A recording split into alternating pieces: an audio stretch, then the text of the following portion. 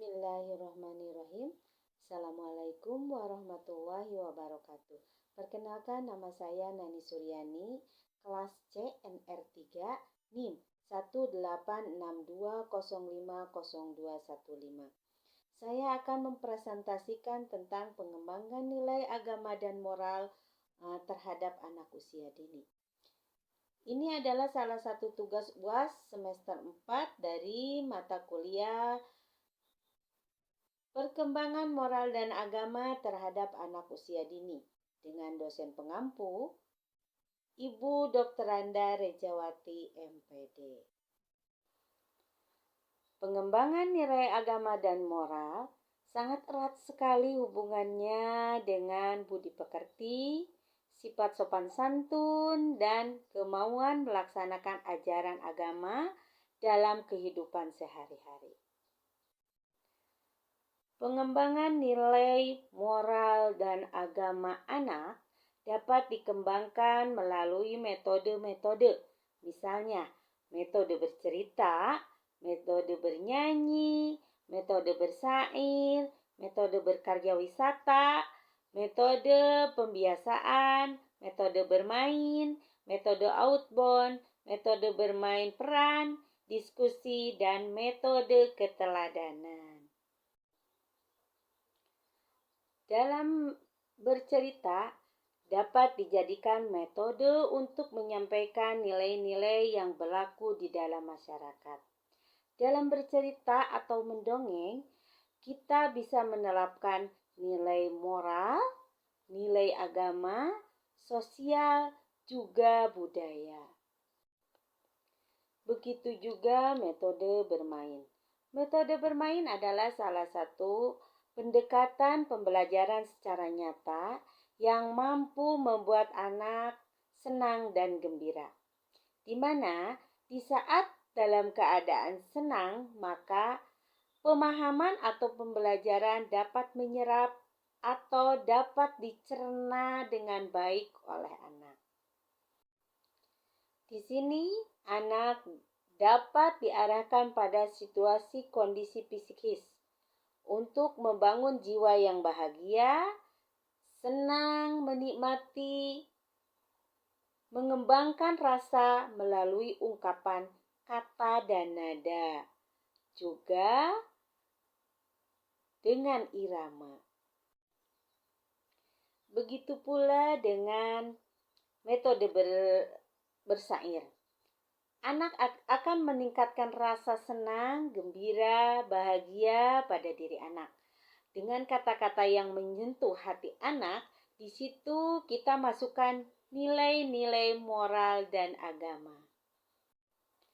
Ada juga metode karya wisata. Dengan karya wisata, maka anak akan berhubungan langsung dengan alam dan seisinya. Di situ anak akan melihat kehidupan binatang, tumbuhan, daerah perkotaan, misalnya daerah pedesaan. Di sini kita pula terapkan bahwa Tuhan itu ada karena ada ciptaannya, sehingga anak akan percaya dan yakin bahwa Tuhan itu ada karena ada ciptaannya. Metode pembiasaan terkait dengan penanaman moral lebih banyak dilakukan melalui pembiasaan. Misalnya, membiasakan membaca doa sebelum dan sesudah melakukan sesuatu kegiatan. Maka akan terbiasa sampai dewasa melakukannya secara spontan karena dibiasakan dari sejak kecil. Ada juga metode bermain. Di dalam kegiatan bermain, banyak sekali terkandung nilai-nilai moral dan agama. Juga dengan bermain, anak akan menambah pengalaman baru.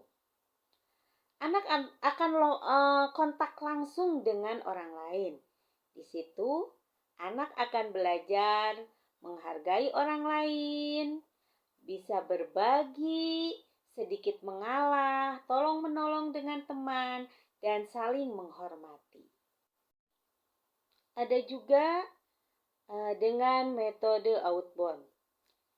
Dengan outbound, anak akan berhubungan langsung dengan alam, misalnya dengan tumbuhan, dengan binatang-binatang.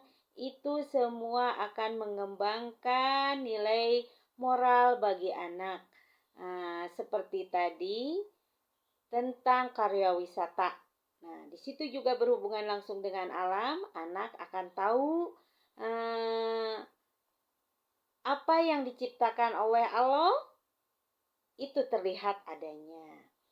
Ada juga dengan berhubungan dengan langsung dengan alam itu sangat baik. Kita menikmati apa yang diciptakan oleh Allah sehingga anak akan bersyukur atas nikmat yang diberikan. Kemudian ada metode bermain peran. Di sana anak akan merasakan bagaimana rasanya orang yang diperankan oleh dia sendiri.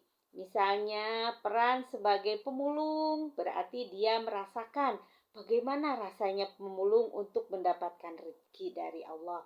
Kemudian misalnya jadi orang sakit, dia harus meratapi bagaimana rasanya jadi orang sakit. Begitu pula dia perankan misalnya sebagai orang miskin.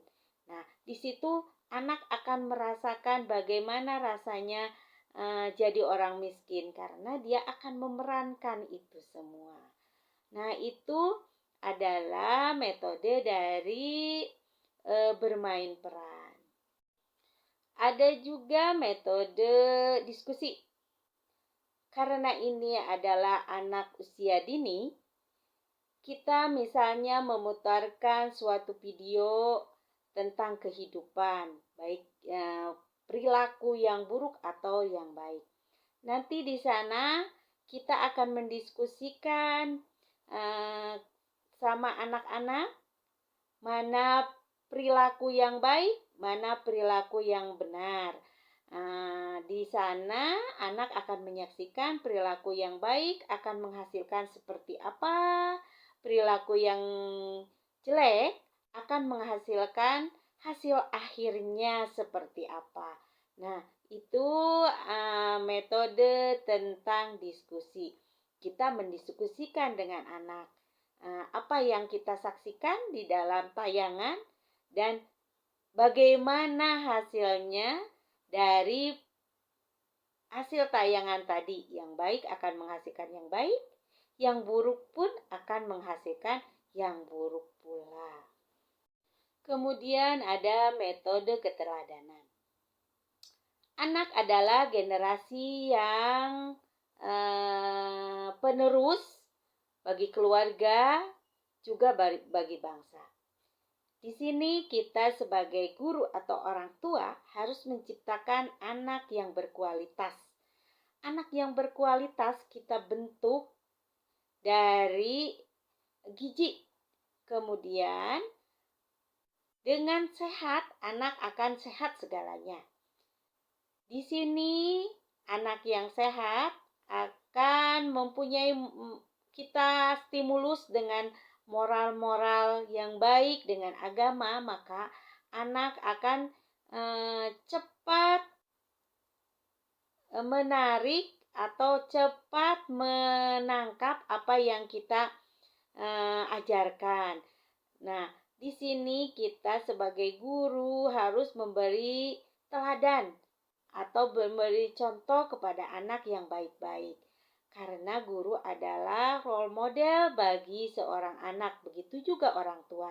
Jadi, segi keteladanan sangat penting. Anak harus meneladani seorang guru juga seorang orang tua. Nah, di sini peran guru sangat penting. Guru harus bisa memperlihatkan kepada anak perilaku yang baik, perilaku yang sopan santunnya dijaga, kebijaksanaannya juga harus dijaga karena guru adalah model bagi anak didiknya. Nah, itulah metode-metode pengembangan moral dan agama bagi anak usia dini. Mudah-mudahan ini adalah sebagai ilmu bagi kita. Juga mohon maaf apabila ada banyak kekeliruan. Rupanya dari saya cukup sekian. Wabillahi taufik wal hidayah. Wassalamualaikum warahmatullahi wabarakatuh.